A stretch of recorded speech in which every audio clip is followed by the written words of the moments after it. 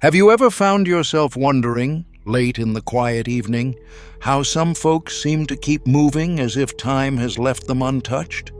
Maybe you watched your friend Harold still getting around the garden at 78, or Ruth out for her daily walk with shoulders straight and a happy glow on her face. What's their secret? Is it luck, good genes, or something we can all tuck into our lives, like a letter in our favorite book? Today, I want to share something close to my heart. It's about the simple joy and deep importance of movement, especially as the years stack gently on our shoulders. We're going to talk about 6 simple moves that, if you can do them at 75, well, you just might be aging in reverse. I'm Albert, and this is Golden Age Wisdom, a little corner of comfort where we talk about living well, living mindfully, and cherishing these precious golden years. So, settle in with your favorite cup of tea, or maybe just your coziest blanket. Let's walk through this together, slowly and with kindness, as friends always should. Today, we'll walk down memory lane, share a few gentle stories, and uncover the 6 moves that can help you measure not just your years, but the life within them. Why does this matter? Well, each year after 60 seems to slip by a little faster. Birthdays come and go, and sometimes we worry more than we hope. But there's a quiet power in knowing we can strengthen not just our bodies, but our spirits too. These moves are not about running marathons or hoisting heavy weights. They're about being able to get out of bed without help, to lift your grandchild for a hug, to tie your shoes, to climb those porch steps, and, perhaps most importantly, to feel at home and at ease in your own body. Let's begin, shall we? The first move, rising from a chair without using your hands. There's a chair in my living room that once belonged to my mother. Brown velvet, a little worn on the arms. I like to sit there in the afternoon sun. Have you ever noticed how getting up from your favorite chair can sneak up on you? One year it's a breeze, the next you're pressing your palms into the armrests for a little help. The simple act of standing up without using your hands might seem like a small thing, but it's a sign of strength, balance, and confidence. Your legs and hips, your lower back, even your tummy muscles, all working together. Let me tell you about my old friend Bill. Bill always prided himself on his independence, but one day he realized he needed both hands just to push himself out of his recliner. It bothered him. But instead of giving in, he started practicing a few times a day, just standing up using nothing but his legs. He chuckled that he was training for the Olympics. But you know what? Within a few months, it was second nature again. Being able to rise from a chair without help is more than a test of muscles. It means freedom. It means confidence when you're out and about, or simply at home, heading for the kettle. If you're not there yet, don't worry. Put your hands on your knees for now, and gently practice. Strength returns one day at a time. Have you noticed changes in how you get up from your favorite chair? Or do you have a trick that makes it easier? I'd love to hear your story in the comments. Your small victories might lift someone else's spirits too. The second move, balancing on one leg. Picture a summer picnic. The grass is soft, the sun is shining, and grandkids running everywhere. Then, out of nowhere, you have to step over a garden hose or pick up a dropped napkin. How steady are you? Balancing on one leg, just for a few moments, is a quiet but powerful measure of health as we age. Good balance means fewer falls, more confidence, and an easier time with daily things like getting dressed or stepping into the bathtub. I remember Ruth, who used to do a little dance in the kitchen when her favorite song came on. She said standing on one leg was like a secret handshake with her younger self. She'd challenge her husband, "How long can you hold it, George?" They'd laugh until the timer beeped. Good balance isn't something you're born with or lose overnight. It's a garden nurtured with gentle care. Try standing near the kitchen counter, raising one foot just above the floor and counting to 10. If you wobble, smile. That's your body remembering. Do it every day and watch it improve, slow and steady. Balance is hope disguised as movement. When we trust our feet, we feel less anxious, less afraid. We say yes to new places and happy moments. So, if you make this little move part of your routine, you're not just improving your body, you're welcoming more adventure into your life. The third move, lifting yourself up from the floor. The floor used to be a place for everything. Playing with children, sorting through old photographs, fixing the edge of the carpet that always turned up. As the years add up, the ground feels farther away. But the ability to get down to the floor and back up again is a secret treasure. It's a real sign of independence. I was visiting Dorothy last spring. Her grandson dropped a toy truck under the couch, and without thinking, Dorothy knelt down, reached, and picked it up. She stood back up with a smile. I told her right then, "Dorothy, you're younger than you look." We laughed, but inside, I marveled.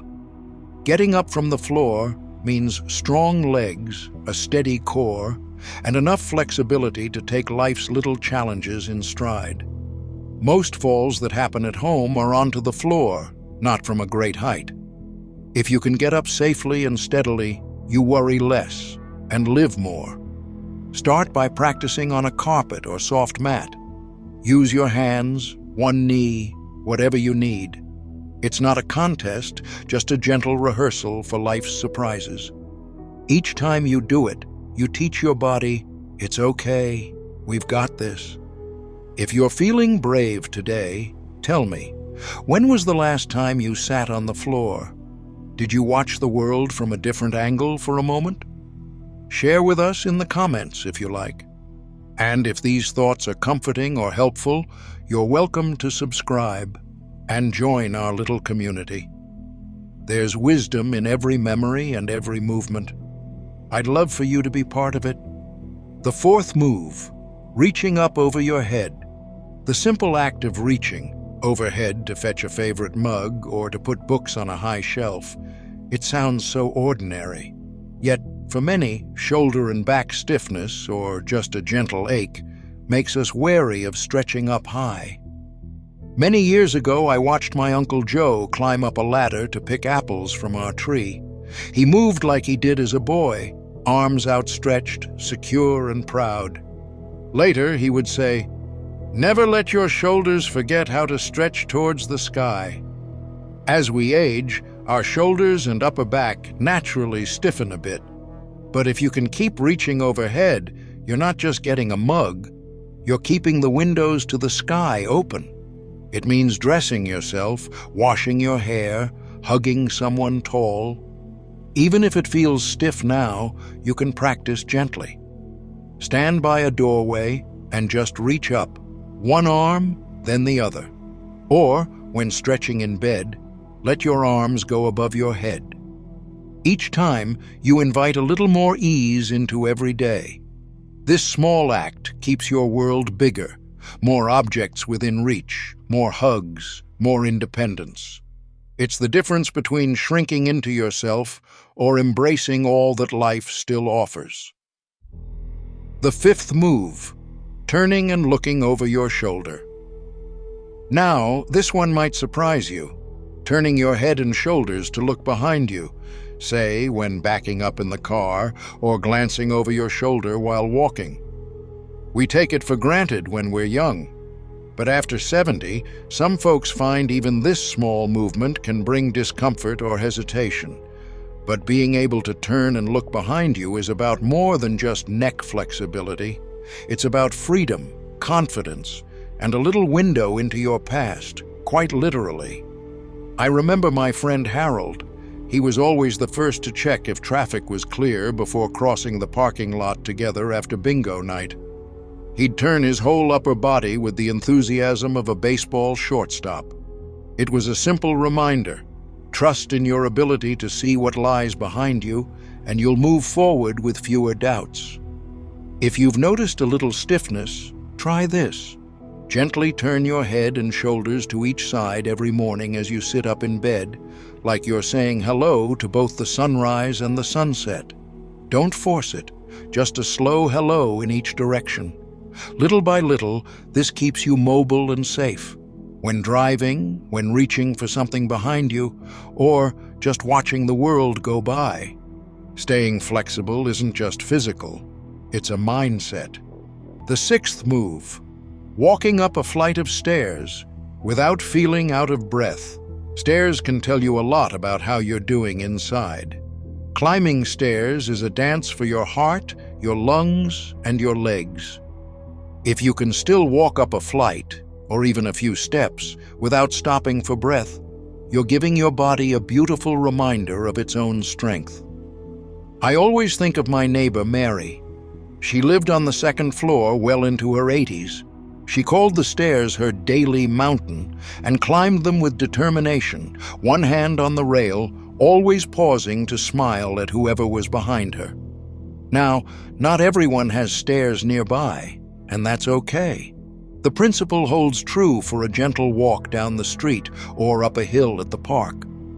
The main thing is, can your heart and your legs work together without leaving you gasping for air? It isn't a competition, just notice how you feel. If you find yourself pausing part way, consider practicing a little each day.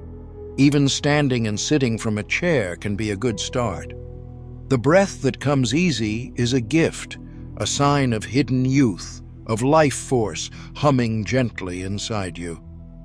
Let's pause here and think. These 6 simple moves are your private scoreboard. They aren't trophies you hang on the wall. They're the quiet victories of every day, you and your body working gently together to keep the light of independence shining a little longer. You know, it's not about denying time or pretending we're still 30. It's about greeting each new morning with readiness. I may not be as quick, but I can still rise from my chair. I can still look myself in the mirror and say, I'm strong, I'm here, I'm living. Aging in reverse isn't some magic trick. It's nourishing the parts of yourself that matter. Your legs, your arms, your breath, your sense of balance and curiosity. It's refusing to shrink in fear and instead stretching steadily toward hope. Sometimes I think of these 6 moves like the keys on an old piano. Each one has its place, its sound. Play all of them, and you have music, the melody of a good, mobile, meaningful life. If you're sitting with me right now, maybe thinking, I can't do all these. Remember, it's never too late to gently try. A little practice, done each day, is a quiet promise to yourself. Not for anyone else's approval, just because you're worth the effort. You might be wondering, does it really matter? Does one more go at standing up without hands or stretching just a little further make any difference at all? Let me leave you with this story, one dearer to me than most. My wife Martha always loved birds. Every spring, she'd lean out just a bit to clean the bird feeder, stretching and balancing with careful concentration. Each time she'd say, if I can do this, I'll keep doing it. The birds are counting on me. That, to me, is the real reason we keep moving. Not because we want medals or praise, but because those small moments, feeding birds, hugging a family member, dancing in the kitchen, are life's sweetest treasures. So today, perhaps take a little inventory. Find a quiet moment. Can you rise from your chair without help? Balance on one leg for a count of 10? Get up from the floor, reach for the sky, turn to look behind you, stroll up your steps without growing winded? Celebrate what you can do and gently notice where there's room to grow. Share your thoughts below. What helpful habits or gentle exercises have become part of your day? Whether it's stretching at sunrise, a little waltz with your walker, or just breathing deeply for a minute each afternoon, your wisdom could be just what someone else needs. And if you feel like this video has brought comfort or maybe sparked a little motivation, consider subscribing to our channel or giving us a like. That way, more friends in this golden age can join us, and none of us walk this road alone. Before we wrap up, let's revisit the heart of today's message. If you can do these 6 moves at 75, you're not just defying the calendar. You're holding on to hope and practical magic. You're giving yourself more days of freedom, laughter, and purpose. Not every day will feel easy, and not every movement will be graceful, but each attempt is a vote of confidence in yourself. There's still so much life to live inside these years, no matter what the world may say. Remember, age is a number, sure, but your spirit, your willingness to try, is timeless. Thank you for spending these moments with me. Thank you for trusting me with your hopes and your worries. If one little idea here helped you or even brought a smile, consider sharing it with a friend. We lift each other. That's the real secret of aging in reverse. Let me know in the comments, what small habit, movement, or gentle ritual has helped you keep your mind and body youthful? I read every word, and each story feels like an old friend coming to visit. If you haven't yet, please do like and subscribe. If you know someone, a brother, a sister, a friend from your church group, who could use a little extra encouragement, send them this video with a hug from me. This is Albert from Golden Age Wisdom. Take good care of yourselves. Move a little, laugh a little, and always know your best days, in one way or another, are still ahead. Until next time, be gentle with yourself, and remember, every move you make is a gift, wrapped in hope.